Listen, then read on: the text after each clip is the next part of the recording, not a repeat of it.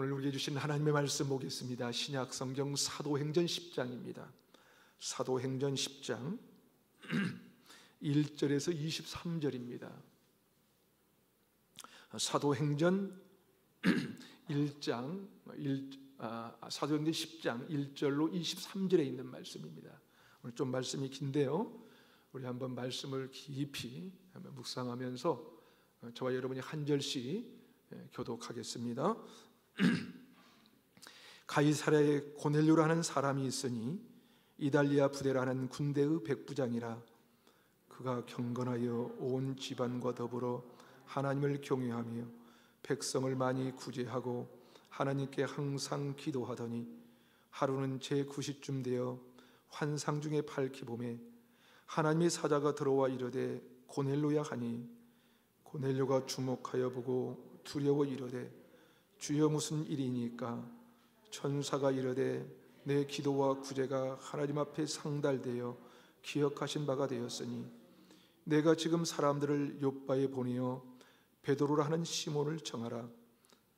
그는 무두장이 시온의 집에 유숙하니 그 집은 해변에 있다 하더라. 마침 말하던 천사가 떠나매 고넬료가 집안 하인 둘과 부하 가운데 경건한 사람 하나를 불러 이 일을 다 이루고 욥바로 보내니라. 이튿날 그들이 길을 가다가 그 성에 가까이 갔을 그때에 베드로가 기도하려고 지붕에 올라가니 그 시각은 제6시더라. 그가 시장하여 먹고자 하니 사람들이 준비할 때 황홀한 중에 하늘이 열리며 한 그릇이 내려오는 것을 보니 큰 보자기 같고 내 귀를 메어 땅에 들이웠더라. 그 안에는 땅에 있는 각종 네 발 가진 짐승과 기는 것과 공중에 나는 것들이 있더라. 또 소리가 있으되 베드로야 일어나 잡아먹으라 하거늘 베드로가 이르되 주여 그럴 수 없나이다. 속되고 깨끗하지 아니한 것을 내가 결코 먹지 아니하였나이다 한데, 또 두 번째 소리가 있으되 하나님께서 깨끗하게 하신 것을 내가 속되다 하지 말라 하더라. 이런 일이 3번 있은 후 그 그릇이 곧 하늘로 올려져 가니라. 베드로가 본 바 환상이 무슨 뜻인지 속으로 의아해하더니 마침 고넬료가 보낸 사람들이 시몬의 집을 찾아 문 앞에 서서 불러 묻되 베드로라는 시몬이 여기 유숙하느냐 하거늘 베드로가 그 환상에 대하여 생각할 때에 성령께서 그에게 말씀하시되 두 사람이 너를 찾으니 일어나 내려가 의심하지 말고 함께 가라. 내가 그들을 보내었느니라 하시니 베드로가 내려가 그 사람들을 보고 이르되 내가 곧 너희가 찾는 사람인데 너희가 무슨 일로 왔느냐? 그들이 대답하되 백부장 고넬료는 의인이요 하나님을 경외하는 사람이라. 유대 온 족속이 칭찬하더니 그가 거룩한 천사의 지시를 받아 당신을 그 집으로 청하여 말을 들으려 하느니라 한데 함께 읽겠습니다. 베드로가 불러들여 유숙하게 하니라. 아멘. 인간과 초인이라는 책으로 세계적인 극작가가 된 조지 버나드 쇼가 하루는 영국 사회를 관찰하다가 잘못된 사회 일면을 보게 되었습니다. 그것은 편견에 사로잡힌다는 것입니다. 예를 들어서 미켈란젤로의 작품을 좋아하는 사람들이 로댕의 작품은 굉장히 싫어한다는 것이었습니다. 그래서 버나드 쇼는 이런 사람들의 편견을 교정하기 위해 계획을 세웁니다. 그래서 집에서 큰 파티를 열고 미켈란젤로의 작품을 좋아하는 사람들만 골라서 초청을 한 것입니다. 만찬이 무르익어 갈 무렵 버나드 쇼가 나와서 마이크를 잡고 이렇게 말합니다. 여러분, 잠시만 기다려 주십시오. 제가 아주 훌륭한 작품을 하나 보여드리겠습니다. 그리고 그런 방에 들어가 조각 한 점을 가지고 나와 세워놓고 이렇게 말합니다. 멋있지 않습니까? 그 유명한 로댕 작품입니다. 그렇게 말하는 순간 장내는 조용해졌습니다. 이내 사람들은 웅성거리기 시작합니다. 이어서 편견에 사로잡힌 사람들의 따가운 비평이 쏟아집니다. 조각이 왜 이래? 구조도 엉망이고 조형맥이란 찾아볼 수가 없네. 온갖 비난이 쏟아질 무렵 버나드 쇼는 다시 마이크를 잡았습니다. 그리고는 당혹스러운 표정을 지으며 이렇게 말했습니다. 죄송합니다.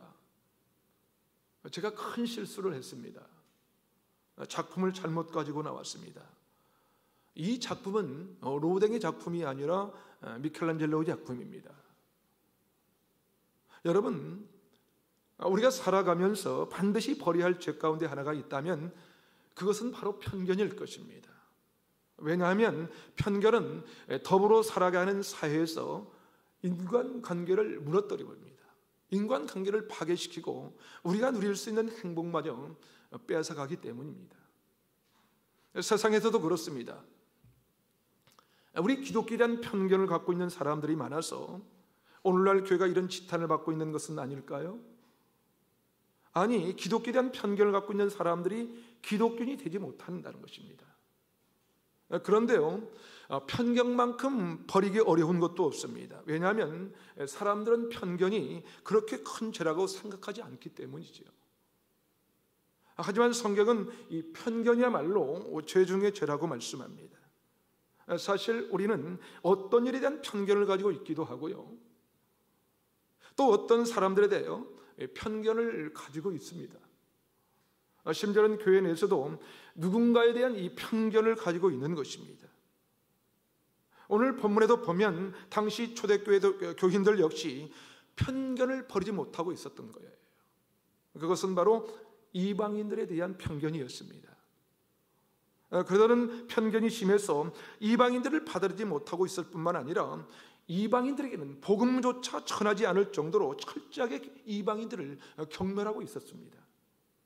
그런데 놀랍게도 오늘 본문에 보면 그렇게 짐승같이 여겼던 이방인들을 향해서 편견을 버리고 베드로가 복음을 들고 떠나는 장면이 나옵니다. 드디어 복음이 유대인을 넘어서 편견을 깨뜨리고 이방인들에게까지 복음이 전파되기 시작한 것입니다. 하나님께서는 베드로를 통해서 이방인이었던 가이사랴의 백부장인 고넬료를 찾아가게 하시는 것입니다. 그러게 우리는 오늘 본문을 통해서 우리가 어떻게 편견에서 자유될 수 있는지 그 비결을 배울 수가 있는 것입니다. 자, 그렇다면 우리가 어떻게 편견을 넘어서 더불어 사는 삶을 살아갈 수 있을까요? 첫 번째로 성숙한 사람에게도 편견이 있음을 깨달아야 합니다. 누구에도 편견이 있다고요? 성숙한 사람에게도 편견이 있습니다. 그러면 저에게도 편견이 있을까요? 없을까요? 네. 어떻게 하셨어요?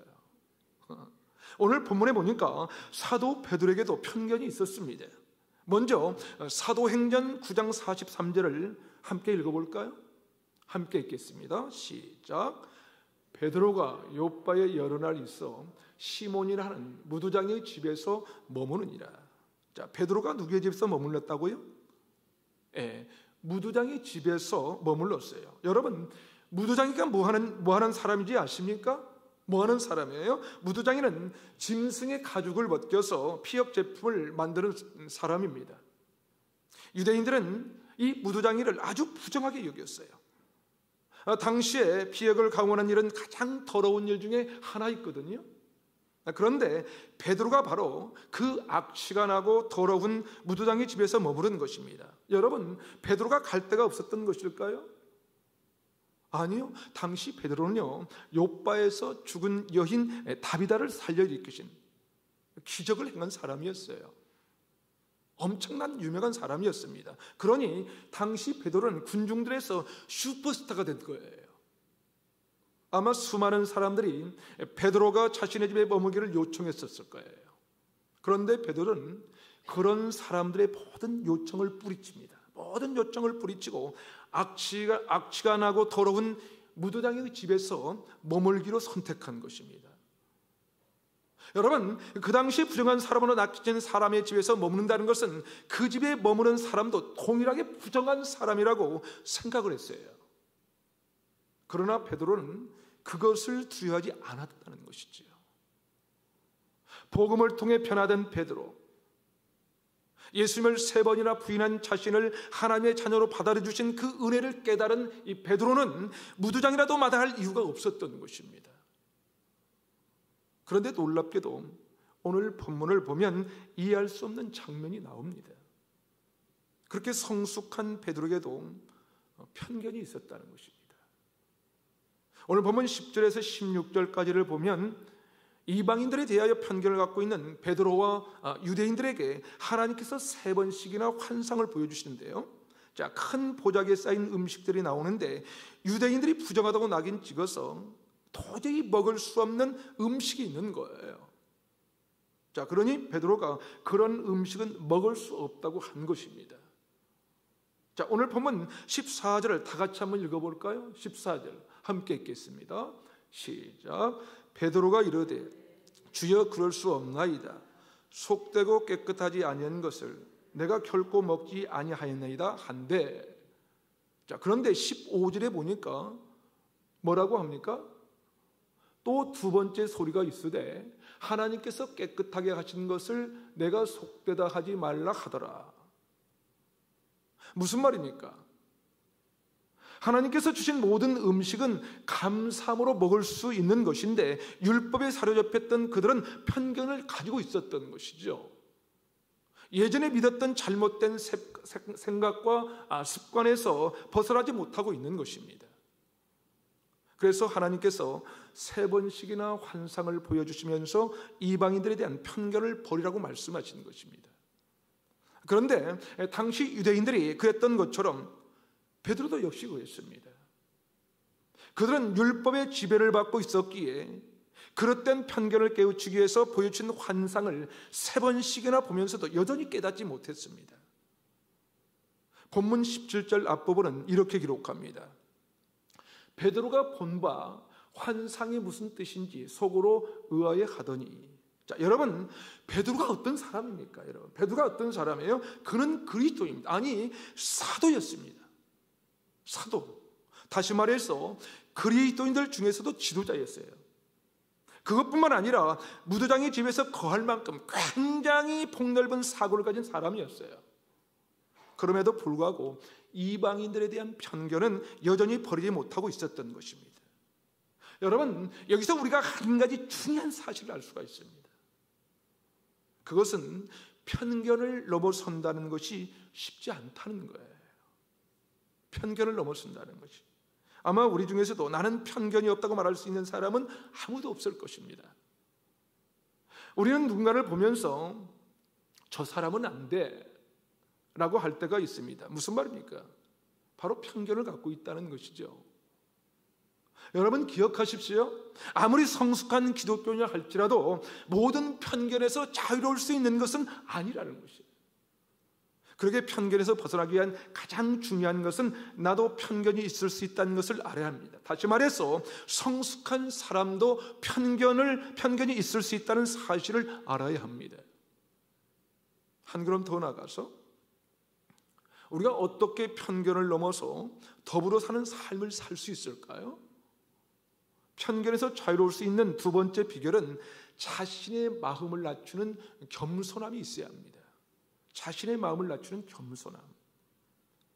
기독교 전문 리서치 그룹인 바나그룹의 대표 데이비드 키네먼과 케이브 라이언이 함께 쓴 현대 기독교 이미지 평가 보고서가 있는데요. 우리나라에서는 나쁜 그리스도인이라는 책으로 번역되어 나와 있습니다. 내용은 현재 기독교인들에 대한 이미지를 간추려서 만든 책인데요.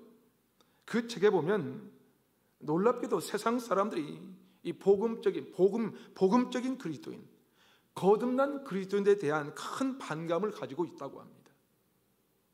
그래서 많은 사람들이 그들 때문에 교회 가지 않는다고 하는 거예요. 그렇다면 여러분은 거듭난 그리스도인이십니까? 사람들은 우리를 볼 때 어떤 이미지를 가지고 있는 것일까요? 어떤 이미지?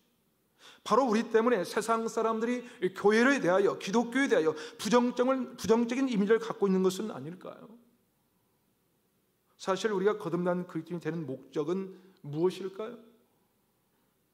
베드로전서 2장 9절은 우리를 구원하신 이유를 이렇게 말씀합니다. 우리 다 같이 한번 읽어볼까요? 함께 읽겠습니다. 시작. 그러나 너희는 택하신 족속이요 왕같은 제사장들이요 거룩한 나라요 그의 소유가 된 백성이니 이는 너희를 어두운 데서 불러내어 그의 기이한 밑에 들어가게 하신 이의 아름다운 덕을 선포하게 하려 하심이라.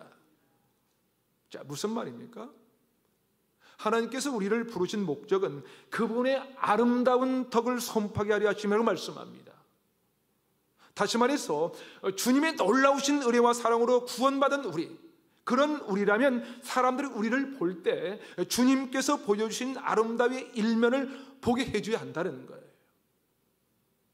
그런데 왜 사람들은 구원받은 우리를 통해서 그분의 아름다움을 보지 못하는 것일까요? 아니, 도리어 세상 사람들에게 이 나쁜 이미지를 주고 있다는 거예요. 이유가 무엇일까요, 여러분? 그것은 바로 그리스도인들의 잘난 척 때문이라는 것입니다. 잘난 척하는 것. 무슨 말이냐면요, 예수 믿는 사람들은 자신들만 옳고 다른 사람들은 다 틀렸다고 생각한다는 것이죠. 그 잘난 척 때문에 그리스도인들을 배척하게 된다는 것입니다. 다시 말해서 하나님의 은혜로 정말 구원받을 수 없는 죄인이 은혜로 구원받았음에도 불구하고 마치 자기가 의로워서 구원받은 것처럼 그런다는 거예요.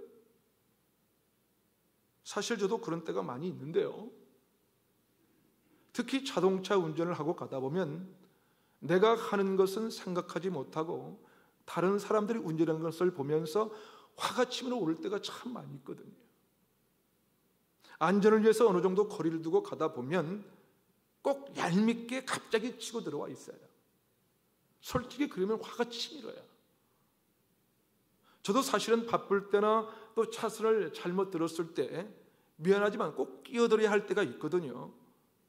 그런데 내가 하는 것은 어쩔 수 없어서 그렇다고 생각하고 다른 사람이 하는 것은 사정이 있을 거라는 생각을 못하는 것이죠. 오늘 본문에 소개된 고넬료와 베드로를 보면서 그들이 이해할 수 없는 이 공통점 하나를 발견하게 됩니다. 그것은 그들이 순종하기 어려운 이 하나님의 말씀에 즉시 순종했다는 거예요.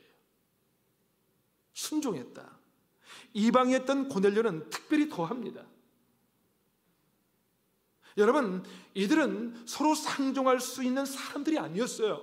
상종할 수 있는 사람들이 아니었어요. 고넬료의 입장을 한번 생각해 볼까요? 그가 베드로를 정하기 위해서 사람을 보낸다는 것은 쉽지 않는 일이었어요. 아무리 하나님의 말씀이라 해도 그것은 쉬운 일이 아니었습니다. 고넬료가 누구입니까? 고넬료는 강력한 로마군의 백부장입니다. 그런데 베드로는 자신들이 다스리는 속국의 한 어부에 불과합니다. 그것도 냄새나는 무두장의 집에 유숙하고 있는 베드로를 청한다는 것은 말도 안 되는 일이었어요. 그런데 하나님의 환상을 보여주면서 베드로를 데려오라고 한 것이죠. 고넬료는 하나님의 말씀을 전해준 천사가 떠나자마자 하인과 경건한 이 부하를 불러서 이 일을 다 이루고 욥바로 보냅니다. 그렇다면 베드로는 어떻겠습니까? 베드로가 볼 때 고넬료는 아무리 강력한 로마의 백부장이라고 해도 자신들이 그렇게 우습게 여기는 이방인일 뿐이었습니다. 이방인이었어요. 더구나 고넬료가 직접 찾아온 것도 아니었어요. 고넬료는 자신의 부하와 종을 보내서 우리 주인이 당신을 찾으니 가이사로 오라고 할 때 거기에 응한다는 것은 있을 수 없는 일인 것입니다. 사실 안 가면 그만이었어요. 그런데 베드로가 어떻게 합니까 지금? 오늘 보면 23절을 다시 한번 읽어보면 알 수가 있죠. 23절을 우리 다 같이 한번 읽어볼까요? 23절 시작. 베드로가 불러들여 유숙하게 하니라. 이튿날 일어나 그들과 함께 갈새 욥바에서 온 어떤 형제들도 함께 가니라. 베드로는 고넬료의 종과 부하가 전하는 얘기를 듣고 어떻게 합니까? 그들을 하룻밤 쉬게 합니다. 쉬게 하고 이튿날 일어나서 그들과 함께 동행합니다. 고넬료의 초청에 응하여 50km나 떨어진 가이사로 출발하는 것입니다. 여러분, 고넬료와 베드로는 순종할 수 없는 일에 어떻게 그렇게 순종할 수 있었을까요? 어떻게? 자신의 생각을 내려놓고 순종하는 마음이 있었기 때문이었어요. 그런 마음을 일컬어서 우리는 겸손이라고 말합니다. 겸손, 자신의 마음을 서로 낮추는 것이죠. 자신의 입장만 내세우려했다면 어찌 그들이 함께 할 수 있겠어요? 절대 할 수가 없었습니다. 서로의 입장만 따지면 그들은 서로 상종할 일이 전혀 없어요. 그런데 베드로는 이방인 고넬료가 보낸 사람들을 불러들여서 그 집에 유숙하게 합니다. 다시 말해서 무두장이와 똑같은 취급을 받았던 베드로가 더 낮아지고 더 내려가서 이방인들과 함께 동행한 것입니다. 사랑하는 여러분, 여러분이 지금 가장 싫은 사람을 한번 떠올려 보십시오. 그 사람과 함께 먹을 수 있습니까? 먹을 수 있어요? 그 사람과 함께 유숙하고 함께 동행할 수 있습니까? 그것은 결코 쉬운 일이 아니에요. 쉬운 일이 아닙니다. 우리는 늘 우리가 좋아하는 사람들끼리만 함께하고 싶어 합니다. 사랑하는 여러분, 복음이 무엇입니까? 여러분, 복음은 죄와 허물로 망가진 나를 위하여 하나님께서 독생자 예수 그리스도를 십자가에서 내어주셔서 구원해 주신 것이 아닙니까? 그 복음을 믿고 그 복음 안에서 산다면 우리가 멀리할 사람이 누가 있겠어요? 없습니다. 우리가 그 사람은 안 돼라고 말할 수 있는 사람이 누가 있겠습니까? 로마서 5장 8절은 말씀합니다. 우리가 아직 죄인 됐을 때 그리스도께서 우리를 위하여 죽으심으로 하나님께서 우리에 대한 자기의 사랑을 확증하셨느니라. 사랑하는 여러분, 바로 우리가 이 복음을 듣고 믿는 사람들이에요. 그렇다면 여러분, 우리가 아직 죄인 되었을 때 우리를 무조건적으로 받아주신 그 하나님의 놀라우신 은혜, 그 복음을 받아들이고 믿는다고 고백한다면 어떻게 사람들에 대해서 편견을 가질 수가 있겠습니까? 어떻게 사람들을 구분하고 가릴 수 있는가 하는 거예요. 하지만 안타깝게도 복음을 듣고 믿는 우리가 누군가에 대해서 여전히 편견을 가지고 있다는 것입니다. 그래서 교회에서조차 끼리끼리 모여서 밥 먹고 함께 다니고 그런 것이죠. 사랑하는 여러분, 누군가에 대한 편견을 갖고 있다는 것은 아직도 우리의 마음이 높은 데 있다는 증거예요. 높은 데 있다는 거예요. 용납할 수 없는 누군가 있다는 것은요, 아직도 우리의 마음이 교만이 가득 차 있다는 것입니다. 사랑하는 여러분, 우리 마음을 한번 낮추십시다. 우리 겸손한 마음을 품읍시다. 그래야 우리는 편견을 버릴 수가 있기 때문입니다. 그리고 누구라도 편견을 넘어서 더불어 사는 삶을 살아가는 기쁨을 누릴 수 있는 것입니다. 마지막으로 우리가 어떻게 편견을 넘어서 더불어 사는 삶을 살 수 있을까요? 세 번째로 경건의 능력을 가질 수 있도록 훈련해야 합니다. 경건의 능력을 가질 수 있도록 훈련해야 합니다. 여러분, 교회 안에서 이해할 수 없는 것이 있는데요, 이 사랑방을 조직하면요 꼭 그런 사람이 있어요. 목사님, 저 그 사랑방 말고 다른 데 해주세요. 거긴 아무개 집사가 있어서 같이 할 수 없어요. 바꿔주세요. 왜 그럴까요? 바로 편견을 가지고 있다는 증거가 아닐까요? 그렇다면 고넬료와 베드로는 어떻게 편견을 넘어설 수 있었을까? 어떻게? 그들은 경건의 훈련이 되어 있었습니다. 경건의 훈련이 되지 않는 사람은 편견을 버릴 수가 없습니다. 내비게이터 선교단체에서 오랫동안 이 제자훈련을 담당했던 월터의 헨릭슨이 쓴 훈련으로 되는 제자라는 책에 보면 제자는 태어난 것이 아니라 만들어진 것이라고 말했습니다. 제자는 태어난 것이 아니라 만들어지는 것이다. 그렇습니다. 우리는 하나님의 은혜로 구원을 얻어서 영원한 생명을 얻게 되었지만 구원받은 우리가 주님의 제자답게 성숙해지기 위해서는 훈련이 필요한 거예요. 그러게 훈련 없이 일주일에 겨우 한 번 교회만 왔다 갔다 하면요 수십 년 교회를 다닌다고 해도 영적인 어린아이로 머물게 되고 맙니다. 그러나 훈련으로 신앙생활이 다져지면요 그 믿음이 장성한 분량에 이르도록 성장하게 되는 것입니다. 거룩하고 경건한 믿음의 사람으로 성숙해 가는 것이죠. 그러므로 디모데전서 4장 7절은 이렇게 우리에게 도전합니다. 망령되고 허탄한 신화를 버리고 경건에 이르도록 내 자신을 연단하라. 망령되고 허탄한 신화를 버리고 경건에 이르도록 내 자신을 연단하라. 무슨 말입니까? 경건 생활을 연습하라는 것입니다. 경건의 훈련이 필요하다는 것이죠. 경건의 훈련이. 여러분, 평상시에 아이들이 공부 훈련이 되어 있지 않은 아이가 어떻게 시험을 잘 볼 수가 있겠습니까? 그렇죠? 평소에 공부하지 않으면 문제를 잘 풀 수가 없어요. 사랑하는 여러분, 우리가 예배를 늘 드리고 기도하는데 왜 삶이 변하지 않는 것일까요? 훈련이 안 돼서 그런 것은 아닐까요, 여러분? 오늘 본문에 이 고넬료와 베드로는 훈련된 사람이라는 것을 아십니까? 이 베드로는 물론 이방인 고넬료 역시 경건의 훈련이 되어 있었기에 편견을 넘어설 수 있었습니다. 오늘 보면 2절은 고넬료에 대해서 이렇게 기록합니다. 2절을 우리 다시 한번 한 목소리로 한번 읽어보겠습니다. 시작. 그가 경건하여 온 집안과 더불어 하나님을 경외하며 백성을 많이 구제하고 하나님께 항상 기도하더니. 고넬료는 이방인이었지만 경건했다고 성경은 기록하고 있습니다.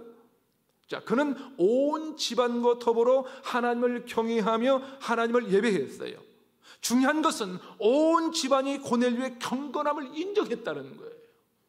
인정했다. 여러분, 사실 저의 경건함을 가장 인정할 수 있는 사람이 누구일까요? 저랑 같이 사는 사람이죠. 그렇죠? 그 다음에는 같이 동역자는 사역자들입니다. 저희 실상을 다 볼 수밖에 없거든요. 그런데 고넬료는 얼마나 경건했는지 온 집안이 그가 경건한 것을 인정하고 더불어 하나님을 경외했다는 것입니다. 심지어 종과 부하조차 그를 따라 경건했다고 성경은 말씀하고 있죠. 고넬료는 어떻게 경건할 수 있었을까요? 본문 2절을 보면 알 수 있는데요. 그는 경건의 훈련을 했습니다. 그는 온 집안과 더불어 하나님을 경외했습니다. 하나님을 예배하는 것을 절대로 뒤로 미루지 않았어요. 두 번째로 고넬료는 백성들을 많이 구제했습니다.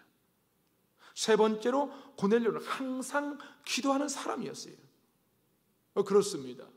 구제와 기도가 같이 갈 때 경건할 수 있습니다. 구제는 하는데 기도가 없으면 자기의 의를 드러내고 맙니다.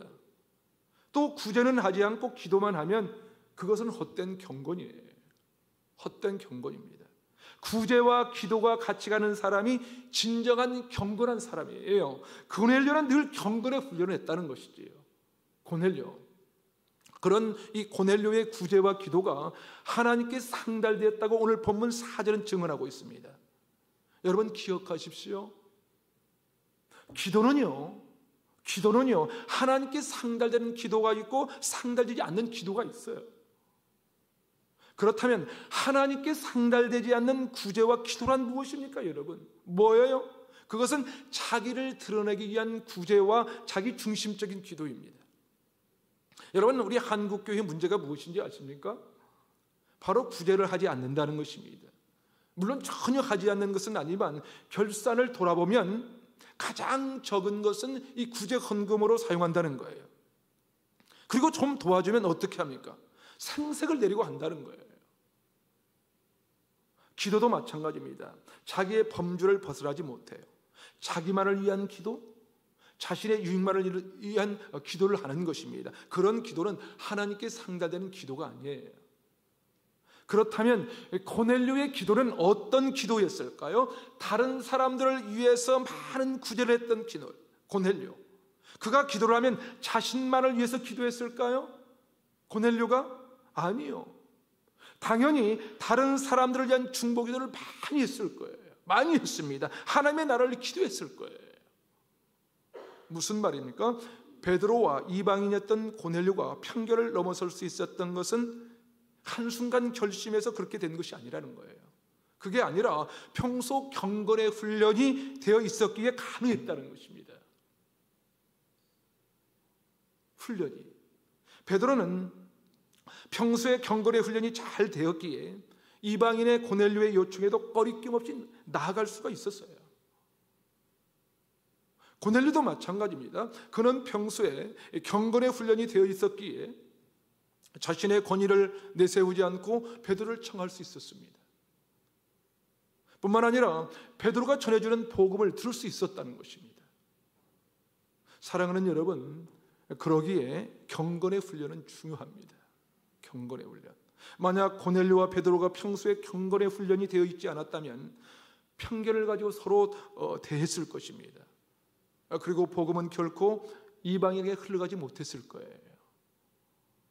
여러분, 전라북도 김제시 금산리에 가면 기역자 교회가 있습니다. 기역자 교회가 있는데요, 김제 금산교회입니다. 김제 금산교회. 그 교회에서는 굉장히 감동적인 이야기가 있습니다.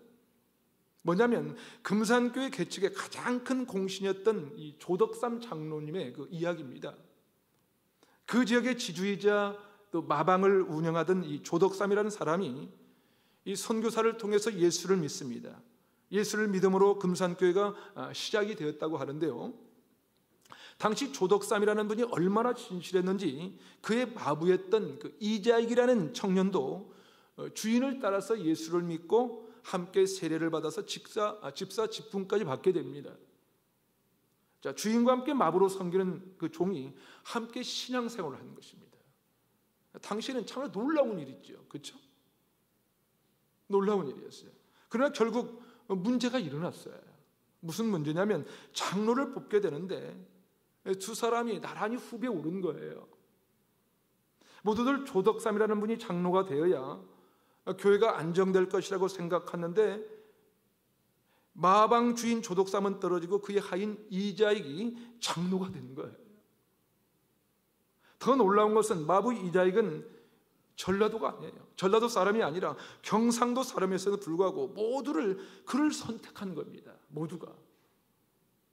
이자익이 장로에 선택되자 장로는 찬물을 끼얹는 듯 조용해졌습니다. 그런데 바로 그때 조덕삼이라는 분이 발언권을 얻어서 이렇게 얘기합니다.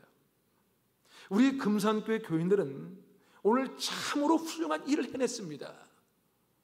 저희 집에서 일하는 이자익 집사는 저보다 신앙의 열의가 대단한 사람입니다. 당선될 분이 당선된 것입니다. 참 감사합니다. 더 감동적인 것은 이후 다음 순서에 장로가 된 마방주인 이 조덕삼 씨가 자기 하인 그 이자익 장로를 신학교에 보냅니다. 신학교에 보내서 목사가 되도록 지원합니다. 그리고 그를 금산교회 담임 목사로 청빙을 하게 되죠. 그리하여 그를 섬기며 평생 지역 복음화에 헌신했다는 것입니다. 신분과 지방색의 편견을 극복한 한 사람이 금산 지역 복음화를 위해서 일한 위대한 교회를 세우게 되는 것입니다. 사랑하는 여러분, 십자가의 복음, 이 십자가의 복음, 이 보혈의 공로로 구원받아 예수 믿게 된 자들에게 편견이 있어서는 안 될 것입니다. 편견은요, 교회는 물론이요, 가정도 나라도 어떤 공동체도 하나가 되지 못하게 만들어요. 그래서 도리어 분열을 만들어 버립니다. 분열을. 그러게 혹이라도 우리 가운데 누구라도 편견이 없기를 바랍니다. 편견이. 세상은 어떠할지라도 우리를 통해서 분열이 있는 곳에 화해를 이루고 화평을 이루는 저와 여러분이 되시길 주님의 이름으로 축원합니다. 그러면 어떤 일에도 편견을 넘어서 더불어 사는 세상, 이 시대 신사도행전의 역사를 이루는 루야교회 공동체가 되기를 주님의 이름으로 간절히 축원합니다. 우리 함께 기도하겠습니다.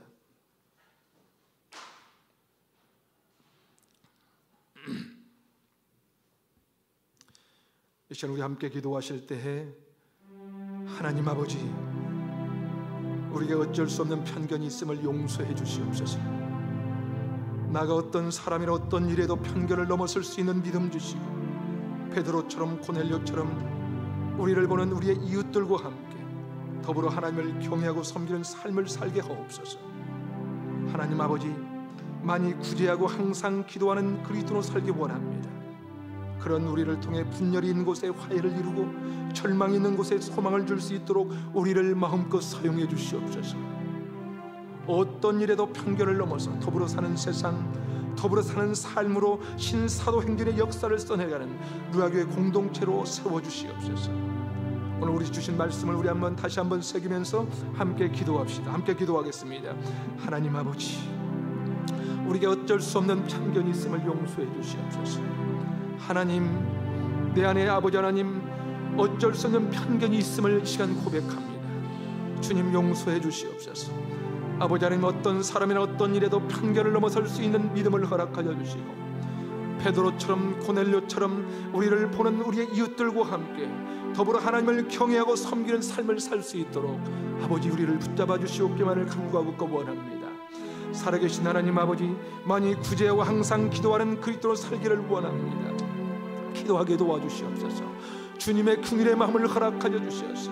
그런 우리를 통해 분열이 있는 곳에 화해를 이루고 절망이 있는 곳에 소망을 줄 수 있도록 우리를 마음껏 사용해 주시옵기만을 기도하고 원합니다.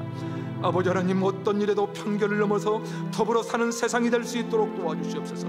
더불어 사는 삶으로 신사도행전의 역사를 써내는 우리 루아교회 공동체가 될 수 있도록 아버지 역사해 주시옵기만을 간절히 기도하고 원합니다. 오 주님, 도와주시옵소서. 하나님, 도와주시옵소서. 우리를 사랑하시되 끝까지 사랑하시는 하나님 아버지, 우리의 편견과 우매함을 용서하시고 어떤 사람 어떤 일에도 편견을 넘어서 더불어 행복한 삶을 살도록 우리를 인도해 주시옵소서.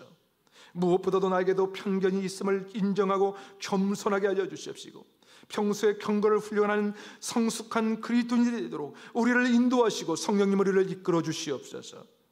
하나님 아버지, 겸손하고 성숙한 우리를 통해서 분열이 있는 곳에 화해를 이루고 화평을 이루도록 우리를 사용해 주시옵소서. 우리 루아교회 이 시대에 베드로와 고넬료가 많아지게 도와주시고 신사도행전의 역사를 써가는 은혜가 이곳에 임할 수 있도록 주님 축복하여 주시옵소서. 우리의 구원자 되시는 예수님의 이름으로 간절히 기도하옵나이다. 아멘.